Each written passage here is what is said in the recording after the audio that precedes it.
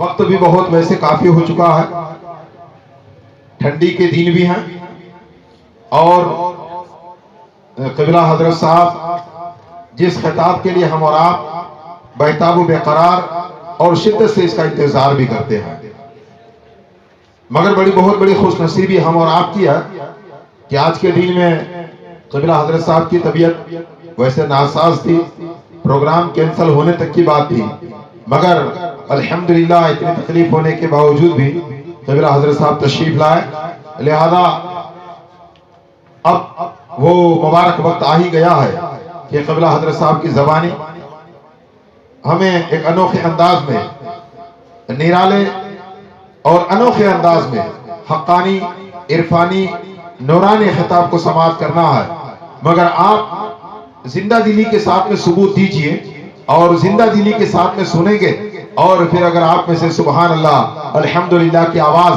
آتی رہی تو انشاءاللہ العزیز حضرت صاحب کی طبیعت جو ناساز ہیں الحمدللہ اچھے ماحول کے حساب سے سازگار میں تبدیل ہو سکتی ہے، مگر شرط یہ ہے کہ آپ زندہ دلی کے ساتھ میں نعرے کا سب سے پہلے جواب دیجئے تاکہ پھر اندازہ ہو سکے کہ آپ کتنی شدت سے انتظار کرتے ہیں۔ نعرے تکبیر، نعرے تکبیر، نعرے رسالت، نعرے رسالت، قبلہ حضرت صاحب کا دامن، نعرے تکبیر، نعرے رسالت، جشن عید میلاد النبی، علماء اہل سنت، مسلک اعلی حضرت، نعرے تکبیر، نعرے رسالت۔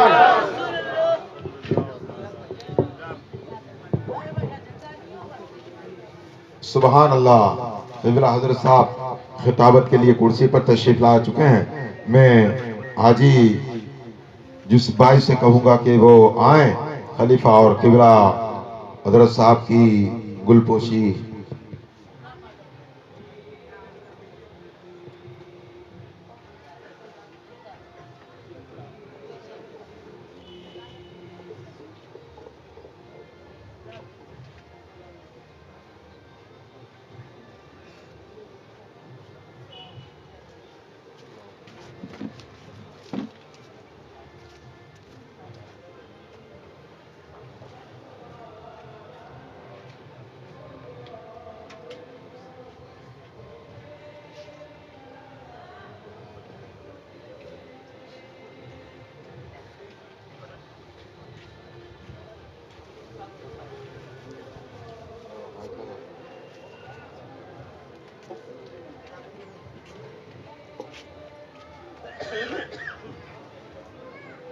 جناب حاجی معراج بھائی سے کہوں گا کہ وہ آئیں اور قبلہ حضرت صاحب کی گلپوشی کریں۔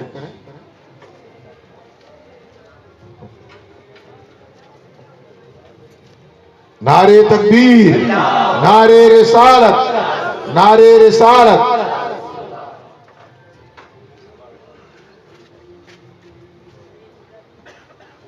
چلو حاجی صاحب چلو۔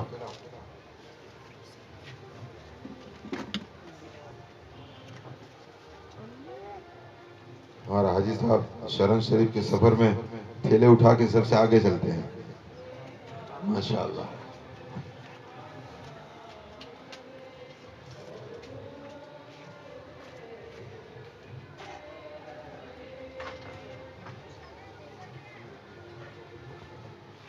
نعرے تکبیر، نعرے رسالت، یا رسول اللہ۔ آئیے مولانا۔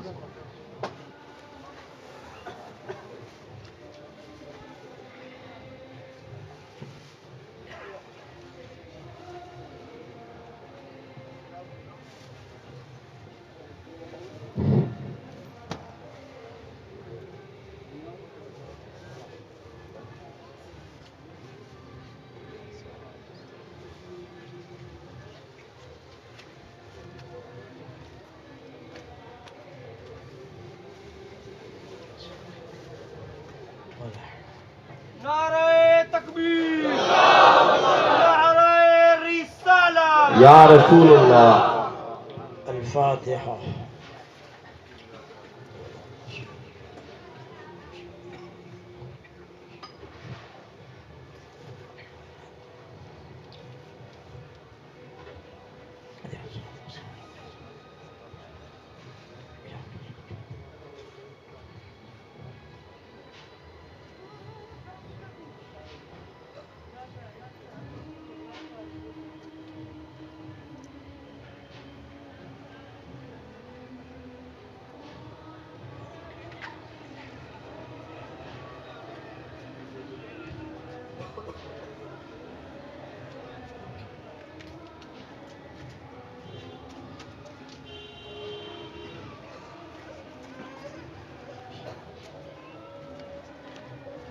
سبحان ربك رب العزة عما يصفون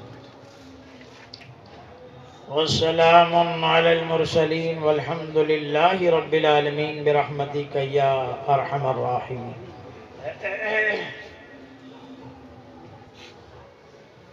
الحمد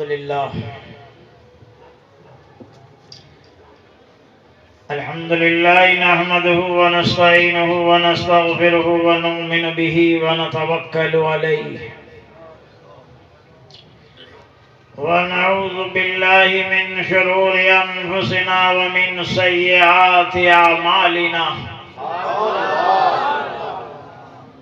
من يهده الله فلا مضل له ومن يضلله فلا هادي له. ونشهد أن لا إله إلا الله وحده لا شريك له. ونشهد أن سيدنا وشفيعنا ونبينا وحبيبنا وطبيبنا وطبيب قلوبنا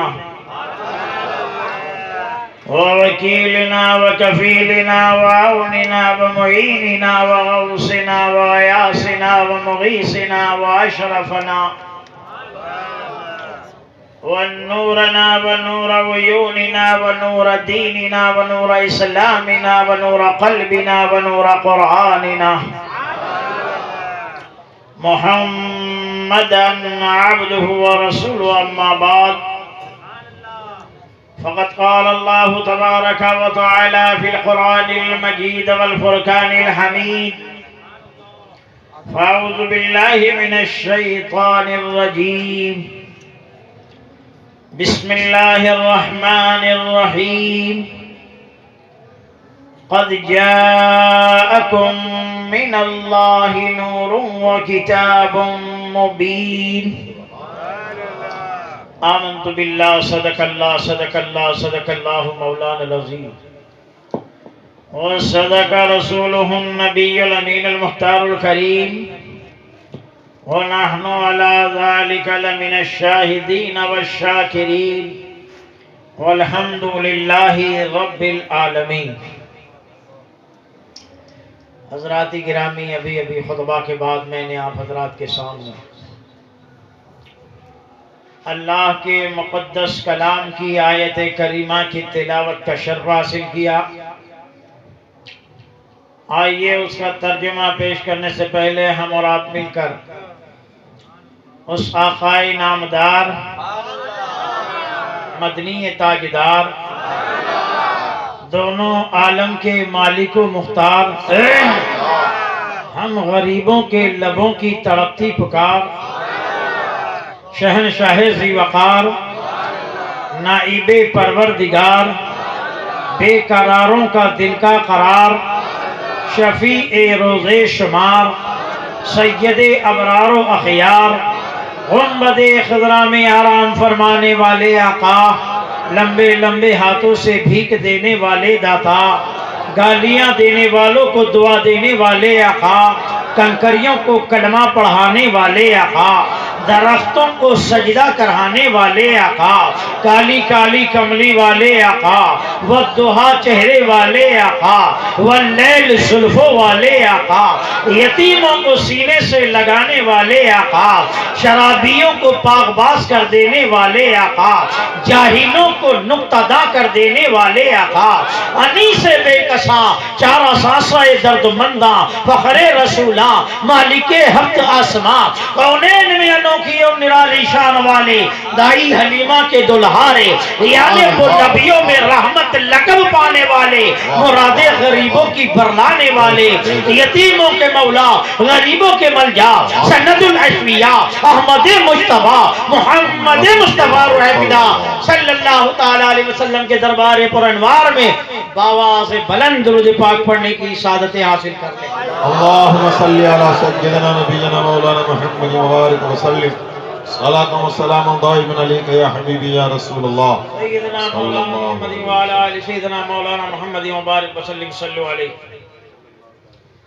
صلاة و سلام دائما علیک یا حبیبی یا رسول اللہ صلی اللہ تعالیٰ علیہ وسلم. میں بھول گیا تھا اس لیے میں نے کہا باوا سے بلند پڑھو. کیونکہ پہلے جو پڑھا سب پڑھایا درود ہر ایک نے، تو صرف 2-4 لوگوں کی آواز آتی تھی. تو اب مجھے ایسا محسوس ہوتا ہے شاید جوناگڑھ کا ماحول بدل گیا ہے. آج وہ عاشقی نظر نہیں آئی.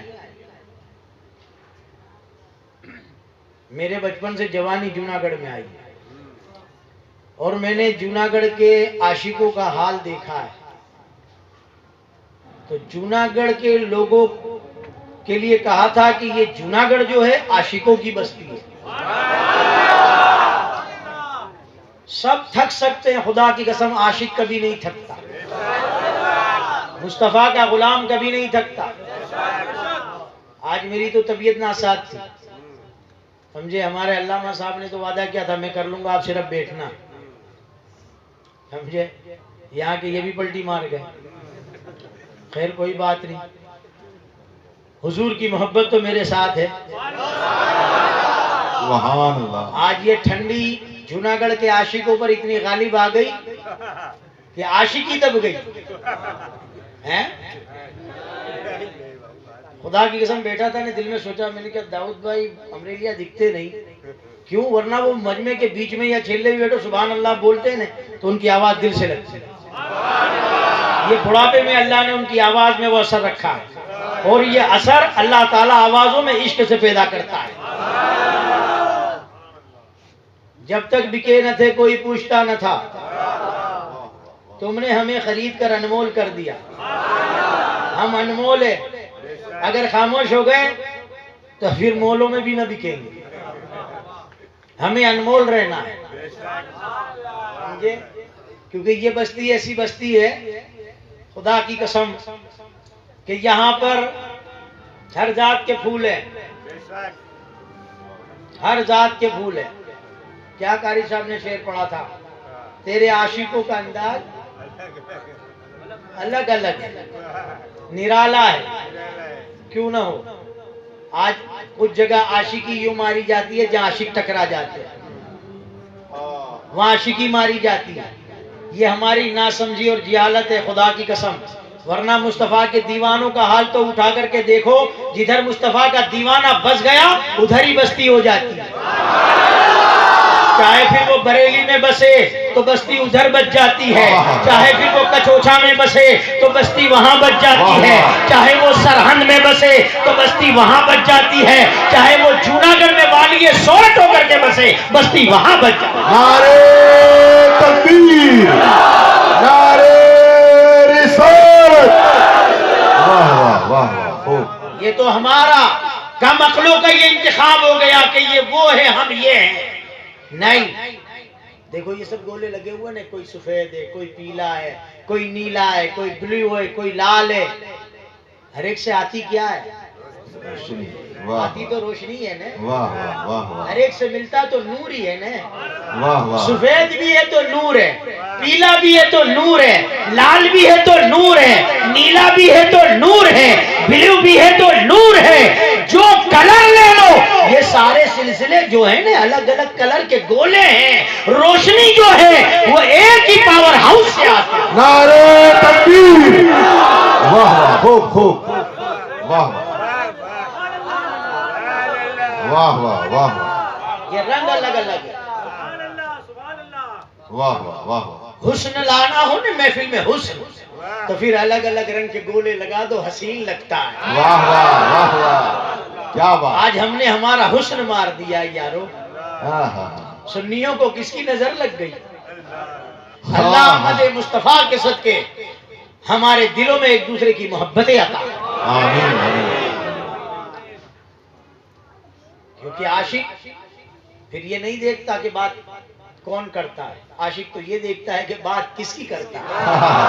واہ واہ. ہمیں کچھ نہیں بننا، مصطفیٰ کا عاشق بننا ہے، مصطفیٰ کا دیوانہ بننا ہے.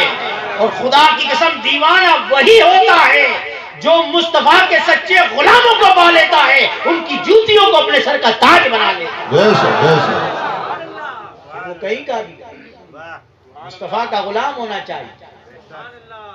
وہ تو جدھر بستے ہیں پھر وہ اپنے پاس آنے والوں کو نہیں دیکھتے کہ کون آیا ہے نا بھائی، دیکھتے ارے موتریس کو تو چھوڑو، تو کوئی چوری کرنے کے لیے بھی آتا ہے نا تو یہ بھی نہیں دیکھتے کہ چور ہے، واہ واہ واہ واہ، چور ہے وہ بھی نہیں دیکھتے۔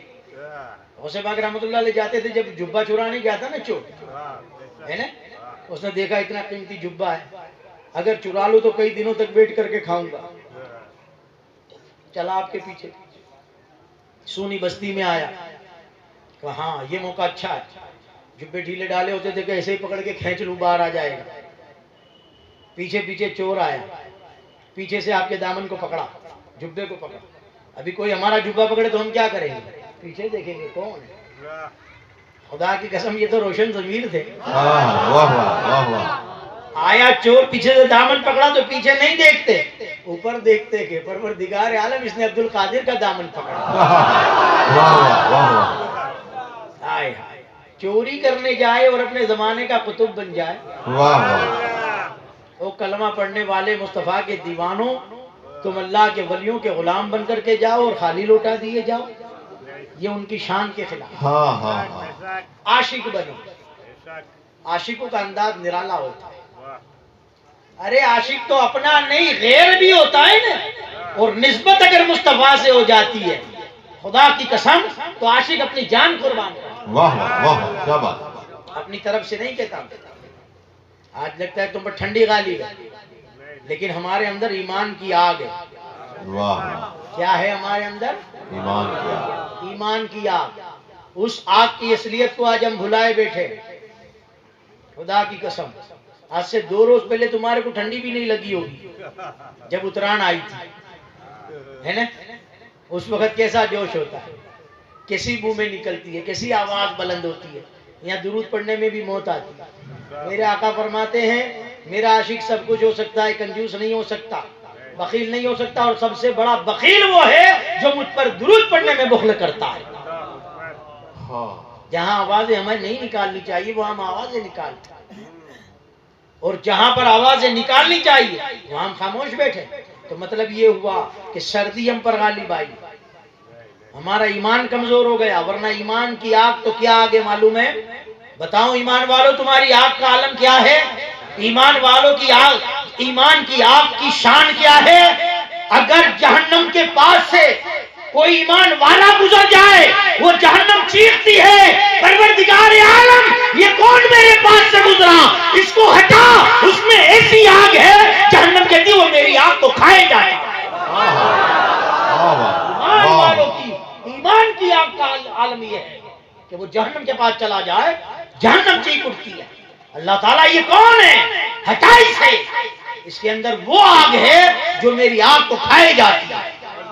اسی لیے تو امام اہل سنت فرماتے ہیں اے عشق تیرے صدقے جلنے سے چھٹے سستے، وہ آگ لگائی ہے جو جہنم کی آگ کو بجھا دے، سبحان اللہ، واہ واہ واہ واہ، تو ایمان والے، لیکن ہمیں عاشق بننا نہیں آیا، عاشق بن جاتے ہیں نا وہ تو پھر حضور کی بات تو بہت بڑی بات ہے، حضور کے شہر کی بات آ جائے نا تو اپنی جانیں قربان کر دے۔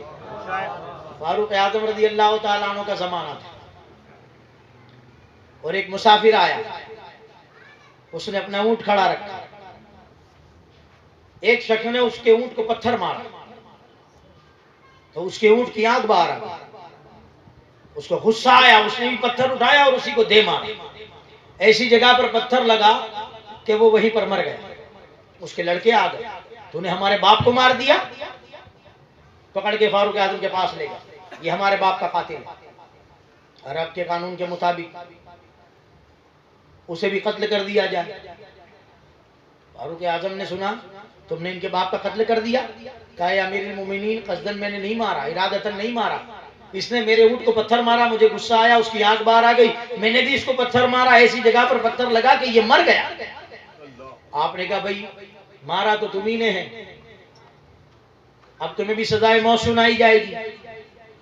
تو اس مسافر نے کہا مجھے 3 دن کی مہلت دے دو، میرے ایک دوست کی امانت میرے پاس ہے، کچھ پیسے میرے پاس ہے، اور اس کو میں نے ایسا چھپا کر کے رکھا ہے کہ کسی اور کو معلوم نہیں، اور آج اگر میں مر گیا مجھے قتل کر دیا تو اس کی امانت اسے کبھی نہیں ملے گی، آپ 3 دن کی مہلت دے دو، میں جاتا ہوں اس کی امانت اس کو لوٹا کر واپس آ جاتا ہوں۔ فاروق اعظم نے کہا ایسے تو مہلت نہیں دے سکتا، ایسے مہلت نہیں دے سکتا.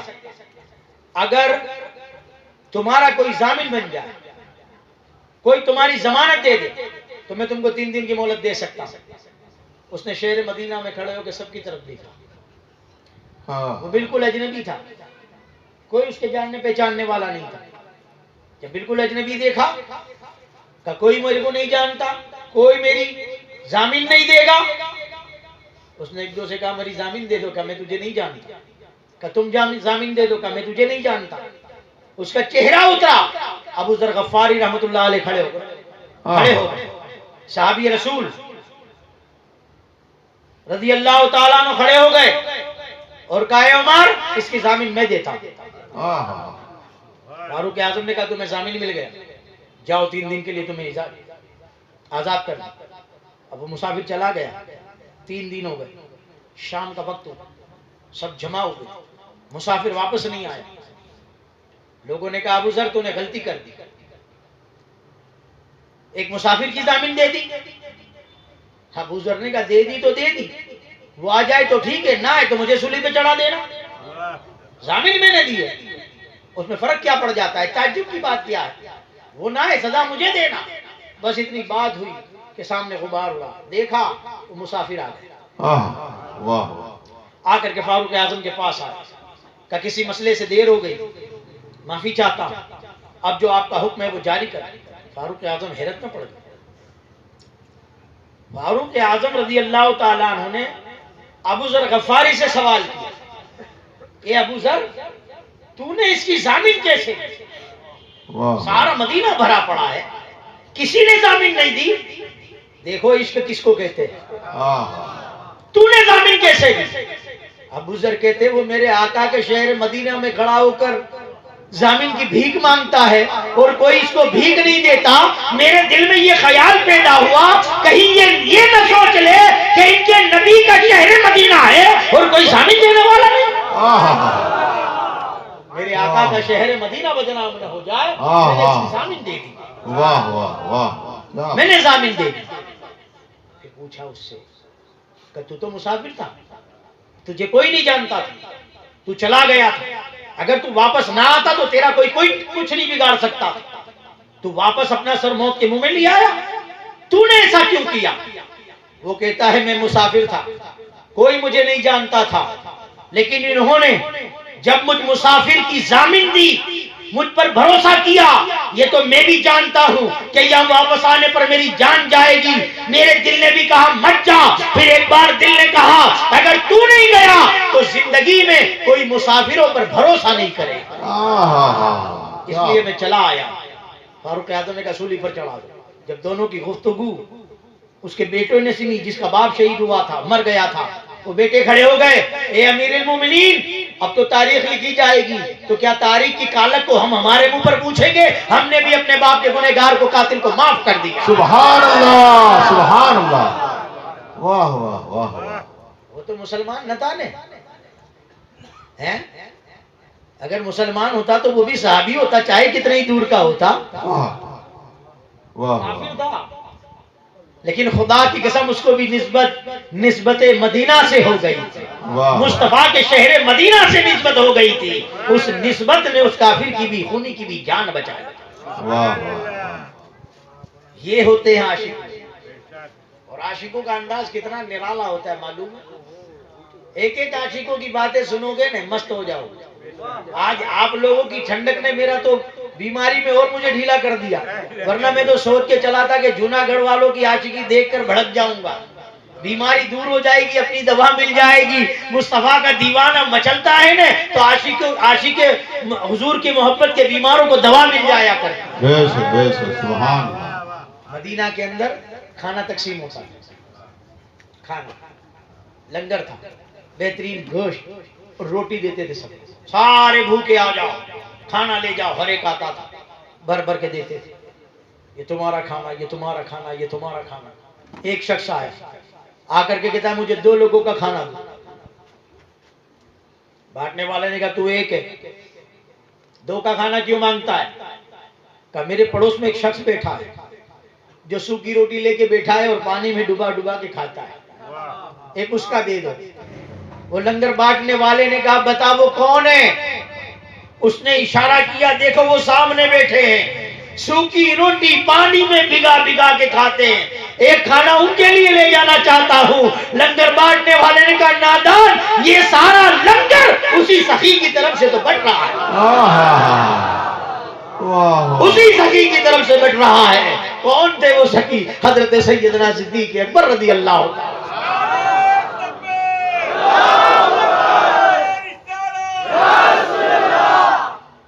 کیا حضور کے دیوانوں کی شان تم نے کم سمجھی؟ ایک لوگ فاروق اعظم رضی اللہ تعالیٰ، دوپہر کا وقت ہے، شدت کی گرمی ہے، حضور کی گلی میں چکر لگاتے ہیں۔ جن گلیوں کو دیکھنے کے لیے ہم تڑپتے ہیں بہت سی گلیوں میں چکر لگاتے ہیں۔ تھوڑی دیر ہوئی کہ صدیق اکبر آ گئے۔ صدیق اکبر نے دیکھا کہ عمر چکر لگا رہا ہے، کہ عمر کیسے آنا ہوا، کیسے آنا ہوا؟ فاروق اعظم عرض کرتے ہیں اے ابو بکر بڑی زوروں کی بھوک لگی تھی، اب بھوک کی شدت مجھ سے برداشت نہ ہوئی، میں نے کہا چلو حضور کی گلی میں چلا جاؤں، حضور کا دیدار ہوگا، بھوک بھول جاؤں۔ لیکن آقا حضرے میں یہاں چکر لگاتا ہوں۔ کہ ابو بکر تمہارا کیسے آنا ہوا؟ صدیق اکبر کہتے عمر جو تیرا حال ہے وہی میرا حال ہے، مجھے بھی بڑی زوروں کی بھوک لگی ہے، میں نے بھی یہی سوچا کہ حضور کا دیدار کر لوں تاکہ بھوک مٹ جائے۔ تھوڑی دیر ہوئی کہ میرے آقا حضرے سے باہر آئے، حضرے سے باہر آئے، دونوں یاروں کے کندھوں پر ہاتھ رکھا اور کیا فرماتے جو تمہارا حال ہے وہی حال تمہارے نبی کا ہے، مجھے بھی بڑی زوروں کی بھوک لگی ہے، چلو ساتھ چل کے جاتے اور کچھ کھاتے ہیں۔ یہ تو مصطفیٰ تھے، پیر ہاتھ پکڑ لے تو نہ جانے کیا کیا پلا دے، اب تو حضور لے جا رہے، لے جاتے حضرت عبداللہ کے گھر کے پاس سے گزرے، وہ گھر کے اندر تھے اور ان کا حضور آیا، پھٹ کر کے باہر آیا۔ اب عبداللہ تو گھر میں تھے، پوچھا عبداللہ تم کیسے آ گئے؟ تم تو گھر میں تھے، ہم تو چپ چاپ جا رہے تھے، تم کیسے آ گئے؟ حضرت عبداللہ کہتے مجھے حضور کی خوشبو آ گئی، جب خوشبو آئی میں نے کہا یا رسول حضور آ گئے، میں باہر آ گیا، حضور کے چہرے کو دیکھا، دیکھو دیوانے اور یار ایسے ہوتے ہیں، کہ میرے آقا بھوکے ہیں، کہ حضور بڑی مدت سے میرے دل میں تمنا ہے آپ کی دعوت کروں، آج میری دعوت قبول کر لی۔ حضور نے فرمایا چل تیری دعوت قبول کر، دعوت قبول کری، جلدی گھر میں گئے، بکری کے بچے کو ذبح کیا، گھر والوں کو گوشت دیا کہ جلدی گوشت بناؤ، حضور بھوکے ہیں۔ جب آ کر کے حضور کے پاس بیٹھے، حضور کا چہرہ دیکھا، صدیق اکبر کا چہرہ دیکھا، فاروق اعظم کا دیکھا، کہا بڑی زوروں کی بھوک ہے، چہرے سے اندازہ لگایا، بھاگے باغیچے میں سے کھجورے لے کر کے آئے، کہا حضور جب تک گوشت تیار ہوتا ہے آپ کھجورے کھا لیں۔ میرے آقا کھجورے تناول فرمانے لگے، تھوڑی دیر کے بعد کھانا تیار ہوا، آ کر کے رکھا، حضور نے جب کھانے کا شرپوش ہٹایا تو روٹی لی، اس میں سالن رکھا، گوشت رکھا اور بلایا ادھر آؤ، لو یہ میرے گھر جا کر میری بیٹی فاطمہ کو دے دو، اس نے بھی کئی دنوں سے کچھ نہیں کھایا۔ تو میرے دوستوں اور بزرگوں ہمیں ایمان بہت آسانی سے مل گیا ہے تو ہمیں اس کی قدر نہیں، عاشق باپ کے گھر میں پیدا ہوئے عشق مل گئے، ہم قدر نہ کر سکے، ورنہ یہ عید میلاد النبی کا مہینہ ہو اور حضور کی آمد کی خوشی میں یہ جشن منایا گیا ہو اور اتنی بڑی خوشی کے اوپر عاشق اتنا خاموش ہو،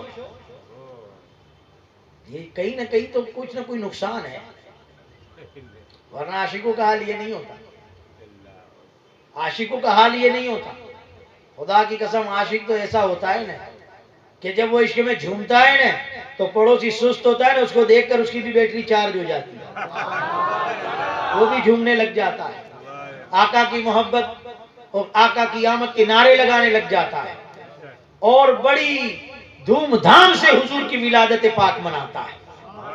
کیونکہ اللہ نے ایسی شان والا نبی ہم کو عطا کیا. کیا تم اندازہ لگاؤ گے کہ میرے آقا کی شان کیا؟ تم منحوس طبقے کی باتوں پر جاتے ہو. کیا تمہارا ایمان اور عقیدہ کمزور ہو گیا ہے؟ یا حضور کی شان تمہاری نظروں میں گھٹ گئی ہے؟ خدا کی قسم میرے آقا کی شان تو وہ شان ہے. آج حضور بن یہ اپنے جیسا بشر کہتے ہیں حضور. ہم تو نور کہتے ہیں نا، قد جاءکم من اللہ نور. اللہ کے رسول نور ہے، آقا کیا ہے؟ ان کو اعتراض ہے حضور کی نورانیت پر. وہ اعتراض کرتے ہیں کہ نور نہیں بشر ہے. تو مولانا صاحب ایک بات بتاؤ، اللہ کے فرشتے کیا